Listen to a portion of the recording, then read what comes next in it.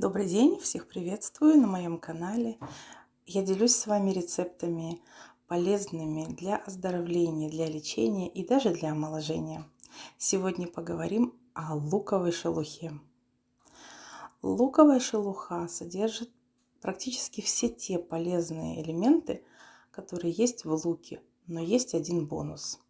Луковая шелуха при заваривании не пахнет так, как лук. И когда мы ее используем впоследствии, не оставляет запаха. Итак, мы берем шелуху от 3 луковиц, вот таких средних, либо если шелухи немного, они могут быть и с одной, одна большая, 2 средних. В общем и целом я ориентируюсь на граммы. Смотрите, я беру вот на объем 1 литр горячей воды, почти кипятка, я беру 5 грамм шелухи. Это приблизительно шелуха 3 луковиц. Для точности, если сомневаюсь, я взвешиваю. В этом деле точность, она точно не помешает. Так что литр воды, можно чуть меньше 900 миллилитров воды и 5 грамм шелухи. Какие заболевания можно хорошо остановить? Во-первых, дорогие мужчины, это поможет вам сохранить бодрость и радостное отношение к женщинам. Вы будете всегда в боевом строю.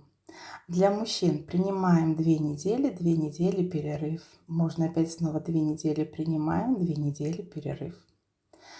Хорошо лечится кашель. Кашель лечим сезонно. То есть вот возник кашель, можно 3-4-5 дней, если потребуется и 2 недели принимать. Но обычно шелуха справляется гораздо быстрее, чем за 2 недели. Кашель пройдет за 5-6 дней. У кого он не был сложным и запущенным, то и за 2-3 дня. Хорошо в виде профилактики сердечно-сосудистые заболевания, укрепление иммунитета и холестерин. Холестериновые бляшки тоже ослабляются, потихонечку растворяются.